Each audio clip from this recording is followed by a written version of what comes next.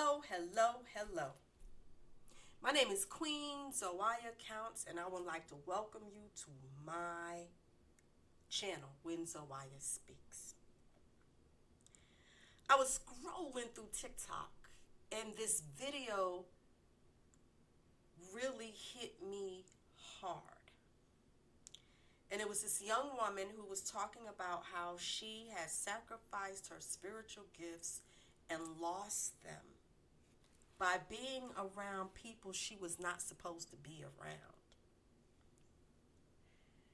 And I don't know if anyone has ever talked to her and told her that that's not true. Because once you are gifted, your gifts never leave. Certain things can happen, but your gifts never leave. So, give me a few minutes and let's see if we can kind of like dissect what she's talking about. Knows everything. You know what nobody talks about? But I'm gonna talk about it right here. Because this is real shit right here. This is real shit. I was born with a gift. I had prophecy, I had visions. Growing up, anytime anybody needed to know anything, they would ask me. They needed numbers for the lottery, they would ask me. My aunt hit the picket several times from numbers that I gave her. I was who they would come. My mom would randomly come to me when I was little to ask questions. Brienne, when are we moving? And I'd be like, Mom, what? And I would just give her a date, and it would be that date. She'd be like, oh, okay, great. That's what they used to do to me when I was little, right? Because I used to just know, I don't know. I didn't know what was happening. I didn't know. You know, like, I'm not even mad about it. Like, that was a gift. Like, you know, you can do it. He said, you can do it, Brienne, you can do it. I know. He's like, he literally, he pulled me, he said, Brienne, please lay hands on your mother. He said, you can do it. So, listen, where I'm going with this post is transparent. I sacrificed all my spiritual gifts from God to be around people that I wasn't supposed to be around. So now, before I let her continue, she's talking about how she, as a young child, she knew things. As a young child, I knew things. As she got older, how people would come to her and ask her questions, and she just knew the answers.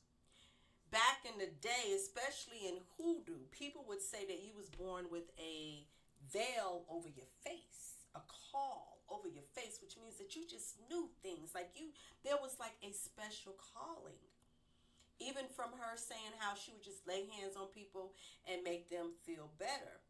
But as you can see, this is really stressing her out.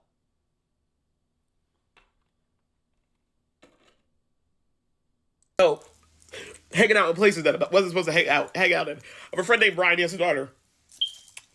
Before he knew, he never told anybody what her name was. He didn't tell anybody. He came in. He told us his wife was pregnant. He told us it was a girl. Well, no, he didn't tell us it was a girl. I remember I said it's a girl. And her name is Lily. That little girl, it was a girl. They went for their sonogram. It was a girl, and the little girl's name is Lily, okay? Okay, listen, I didn't know that. They just come, right? So before I... Now, there have been plenty of times where I have walked up to people and people have told me that they were pregnant, and I could sense the sex of the child. Like, if I knew that it was a boy, if I knew that it was a girl. And I remember one time I was working, and this person's dead brother kept showing up because he had died. He had kids. They didn't even know he had kids.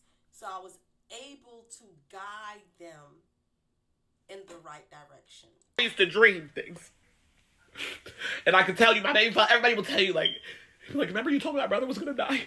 And he did the next day. I said, no, I didn't remember telling him that. But he told me that. He's like, yo, you know things. He was like, how do you know that?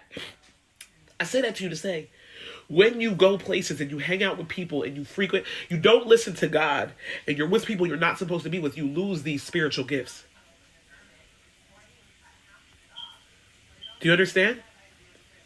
You lose the spiritual gift. I sacrificed all of my spiritual gifts because I thought that I was God. And what I mean by that is I thought that I could love these niggas more than God could. And if God's love wasn't saving them, and I know that he uses us as tools and instruments, then I wasn't going to save him. God told me that, but instead of me listening, me being like, oh, like always, I closed the ear to God so I couldn't hear him about that particular topic. Still had dialogue with him every day, but we're just not going to talk about nonsense. And now I'm fucking paying. And so this is a testimony because I was just walking through my house like, Brie, what the fuck? And it hit me like, you sacrificed all your spiritual gifts. Don't let this be you. Thank you.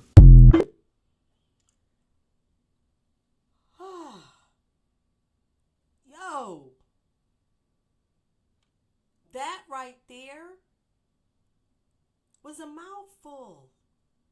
Like, that was a mouthful. She said that she sacrificed her gifts because she was hanging around the wrong people, because she thought she was God and she thought that she could love those people. It's not that she thought that she was God. Her ego. In the spiritual community, a lot of people's ego takes over when people are praising you all the time about how good you are. I mean, like, if we want to go biblical, look at Moses. When he hit the rock with his staff, and he said, "I'm the one that made the water come out." People have such big egos. And it's not that she lost her spiritual gifts. By no means did she lose her gifts. There's blockages there. She got to do some cleansing. She got to get out of her ego.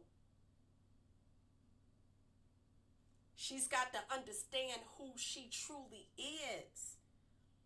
She's got to ask for forgiveness to herself, to her higher self. Because right now, looking at her in that video, I see spiritual psychosis. I see lower vibrations. I see energies attached to her that should not be. I see she needs to take a cleansing bath. All of these different things, because she's not lost her gifts. It's just that something is blocking her. She's being blocked. That is what's going on. My name is Queen Zawaya Counts. Thank you for listening to my channel when Zawaya Speaks. If you like what you see, please subscribe, please share, and please comment. Thank you.